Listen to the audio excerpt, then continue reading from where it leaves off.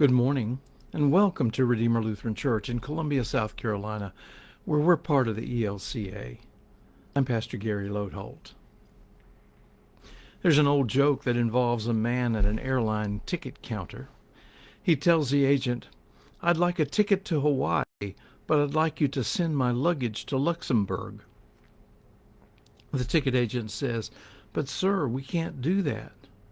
The man replies, "Why not? That's what you did last year." We've probably all heard the horror stories, and maybe some of us have experienced them ourselves.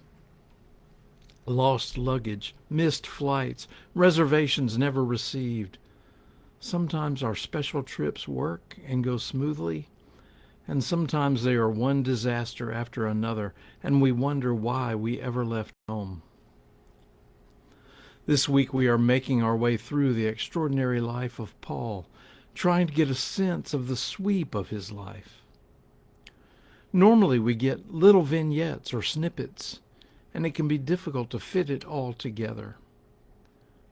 We are also noting some significant things Paul stood for and what we can learn for our own faith journeys. You might say that Paul was on a lifelong faith journey, but you might also say that his travels were troubled and difficult. When we left Paul yesterday, he had been on one missionary journey, a rather short one, and his mission to give the gospel to the Gentiles had been approved.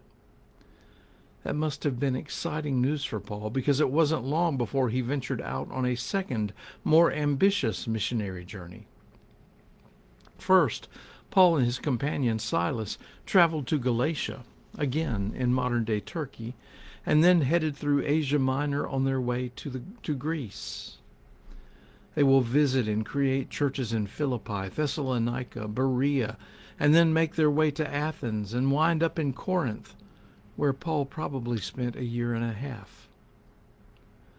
About a year after all that was complete, he set out again on a third missionary journey, revisiting some of those places, and added Galatia and Ephesus, where he continued to preach about Jesus and create churches.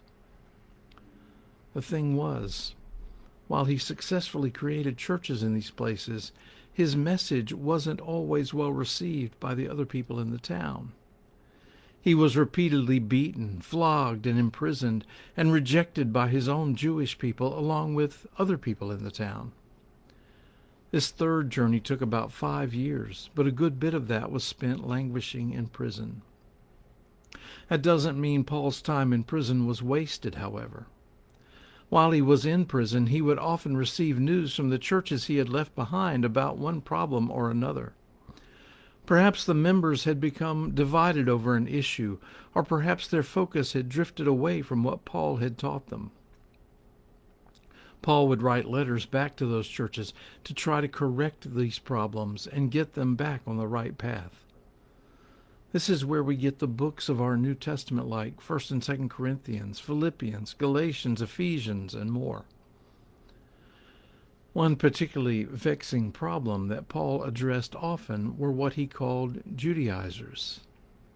You see, Paul wasn't the only traveling preacher out there, and some were spreading messages that Paul's gospel was good as far as it goes. But if one really wanted to be a full Christian, one needed to be a Jew first.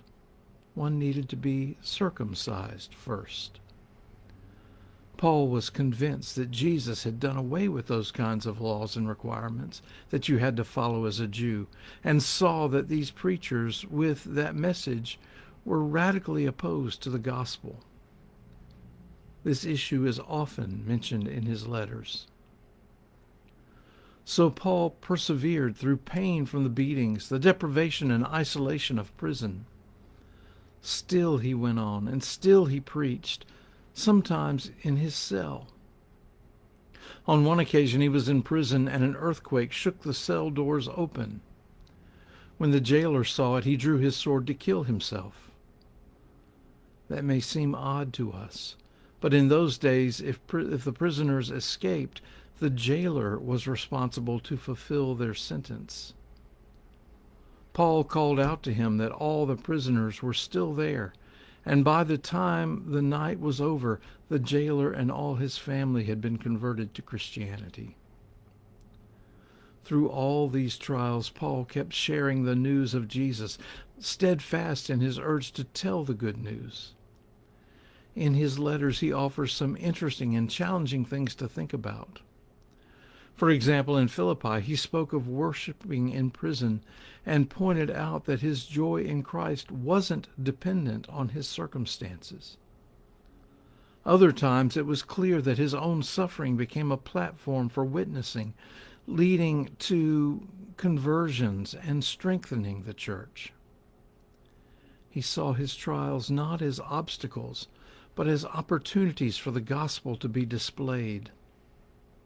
Most importantly, he understood and described his sufferings to illustrate his own weakness and how God so often works through weakness to bring transformation. To Paul, his weakness showed that it wasn't him doing all this, but rather God.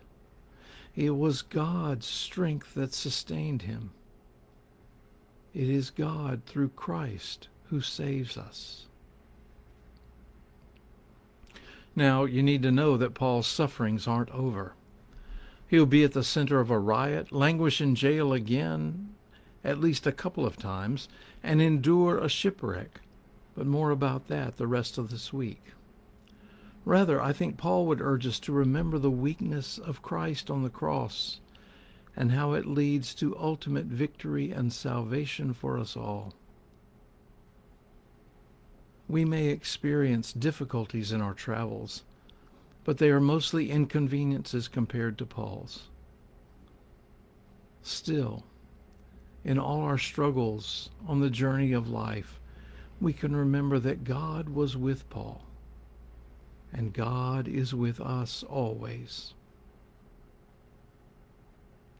Thanks for sharing these moments with me, and remember to let this day belong to God.